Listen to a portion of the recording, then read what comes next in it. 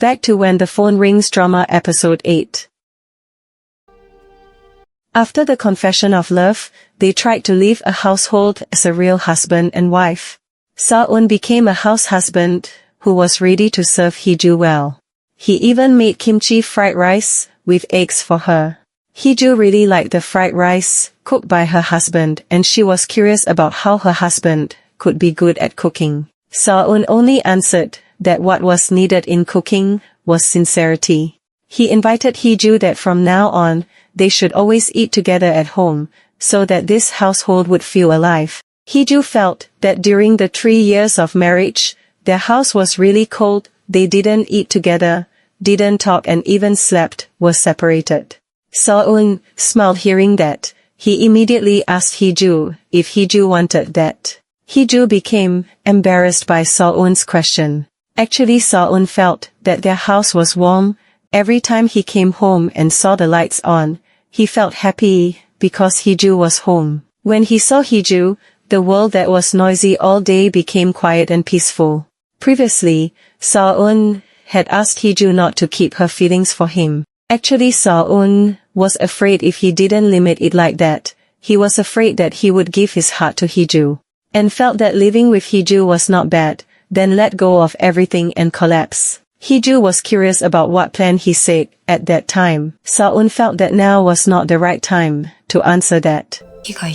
Then Hee-Joo showed her husband a message from an unknown number. Sa-eon would track the cell phone number, and for cell phone 406 only they knew it. Sa-eon would not hand it over to the police. He would sort it out one by one, so Hee-Joo just wait and do nothing. For the time being, don't talk in front of people other than Sa-eon, because her accomplices must be around them, so before the perpetrator is caught they have to be careful. Sa-eon feels disappointed because he has to end the call from 406. He teases Hee-Joo by looking for lingerie that she used to wear.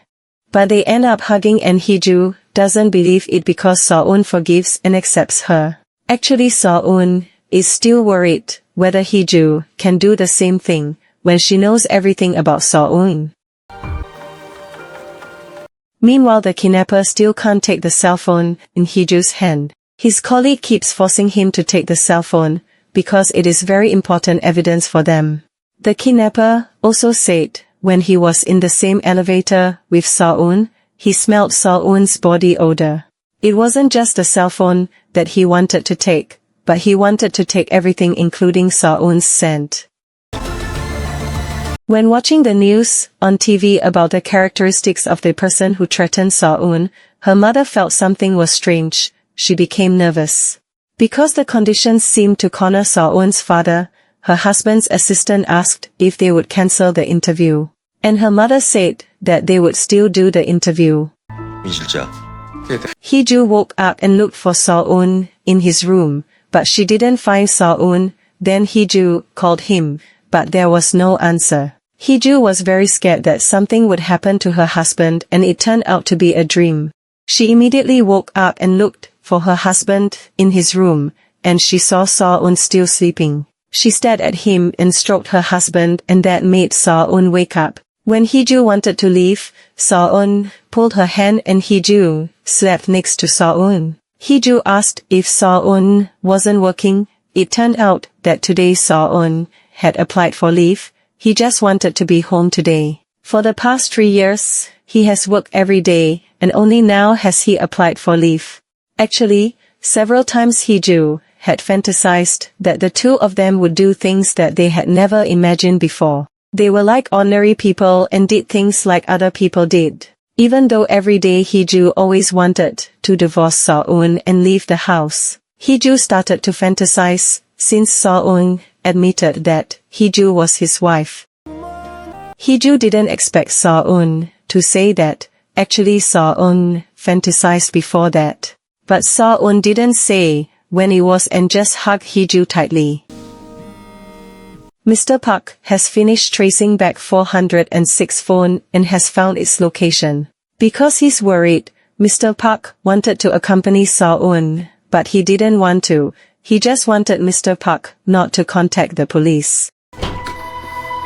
Hee-Joo's mother came and said that she knew who was behind the threats to Seo-un. Who else, if not Hong Ina, because she was the one who knew about their marriage. Soon the election and everything went smoothly and she came to mess it up. Her mother was shocked because Hee-Joo had found out that Ina was in Korea, and at that time Hee-Joo got a message. It was a message from the kidnapper.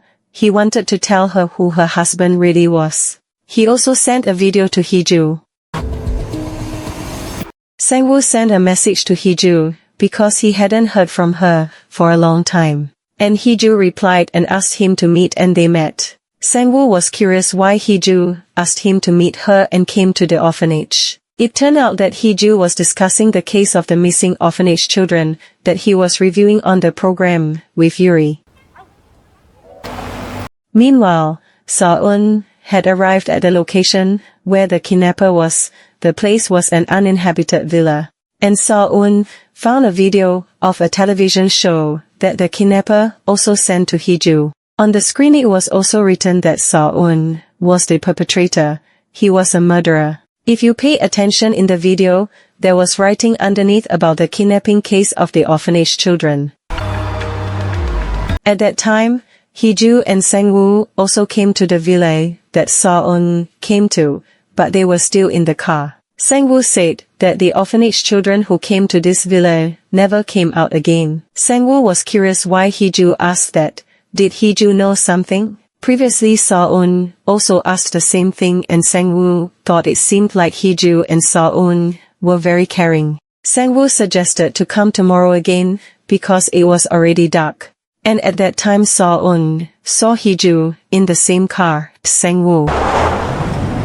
Then Seo-un immediately contacted Hee-Joo, but because Sang-woo was beside her, she couldn't pick up the phone. Sang-woo then told Hee-Joo to pick up the phone because he actually knew Hee-Joo could talk. It turned out that Seo-un was behind their car and honked at them. Because Sang-woo didn't stop his car, Seo-un immediately blocked Sang-woo's car so that he would stop. But Sang-woo told Hee-Joo not to get out because it seemed like Seo-un was crazy. Hee-Joo didn't want to and chose to get out of the car, and when Sang-woo blocked them, Seo-un took Hee-Joo into his car. Seo-un warned Sang-woo not to approach Hee-Joo again, but according to Sang-woo it was odd because their relationship was unclear. And Seo-un also had a question. Actually, since when did Sang-woo find out about the missing children from the orphanage?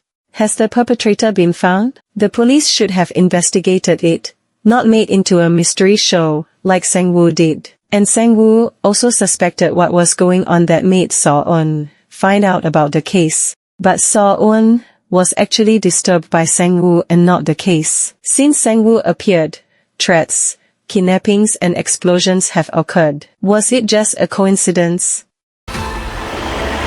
In the car, Hee-Joo then gave a reason why she met Sang-woo. It was because she got a video from the kidnapper, and when Seo-un saw it, he immediately pulled over.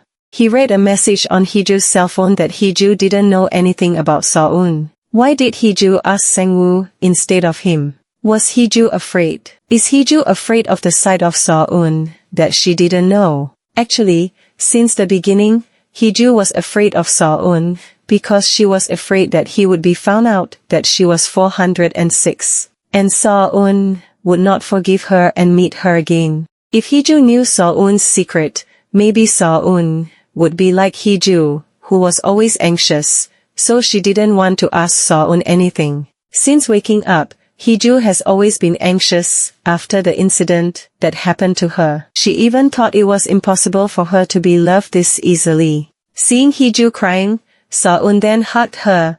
What should he do to make Hee-Joo relieved? Hee-Joo told Seo-un to show her everything, because she could handle everything. Seo-un also accepted her after knowing that Hee-Joo was 406, so let's show our weaknesses and consider it a draw. Then Seo-un said if something happened to him and Seo-un, who she had known as the son of a presidential candidate, disappeared from this world, he wanted the Seo-un who was left behind is belonged to Hee-Joo. Ina returned to her father's house. She was surprised that, before getting married, Ina objected to marrying Seo-un, but her father did not force her but let her. Aina felt grateful, but also surprised. She thought it was her father's plan and the document of Seo-eun's DNA results was from her father. Because her father was not surprised when he saw the document, as if he already knew what is actually the content of the contract between her father and Seo-eun's father. Then Aina also remembered when she had an accident with Hee-Joo, her father mobilized the police and the prosecutor's office to dig into the case. But why did her father stop? More precisely, who stopped her father? Then Chairman Hong said not to remember the bad past. Because now, there is a new problem where currently Seo-eun, after being threatened by someone and the threatening person knows about Hee-Joo, Seo-eun and also Aina. When Seo-eun became the presidential spokesperson and offered if there were any questions, but the reporters was more enthusiastic to ask about the threats that befell Seo-eun. Then Seo-eun turned off her mic and invited reporters to ask that. But according to Seo-eun, the reporters' questions were not sharp enough. Actually, the reporters would want to know what Seo-eun's weaknesses were, that were difficult to find. Then he would shows that can be used as information for news coverage. He played a video that he got from someone who threatened him. Actually, Seo-eun didn't know what the video meant, so he asked the reporters to find out. Those who answered correctly would get an exclusive interview. Because of the quiz that Seo-eun made, the presidential office became busy with calls. Then there was a call from a man who wanted to convey a message to Seo-eun. And when Seo-eun returned to the office, Mr. Kong gave the message to Seo-eun. The message was, he is still alive, and Seo-eun was confused about the meaning of the message. But Mr. Kong had already found out about the phone number and it was a business number. Don't know who the man really is, but he was with Seo-eun when Seo-eun was little and took care of Seo-eun. But then Seo-eun was taken by someone and made the man sad. Don't know what happened, they separated and the man now lives alone. Back when Seo-eun lived in a floating house with the man, he saw a child being drowned by a middle-aged man. Seo-eun was very shocked and suddenly the man closed his eyes. And now Seo-eun is heading to the man's place. He is looking for a place called One Fishing.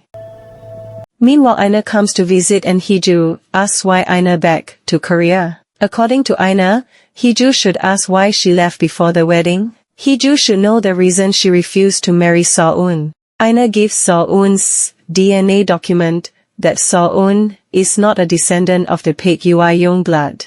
And Hee-Joo doesn't mind it because Seo-eun had told about it before. When she saw the smoke, Seo-eun ran and entered the man's shop. The fire had started to spread and the man was lying unconscious. Seo-eun carried the man, but there was an explosion of fire and they fell inside the burning shop and they were both unconscious.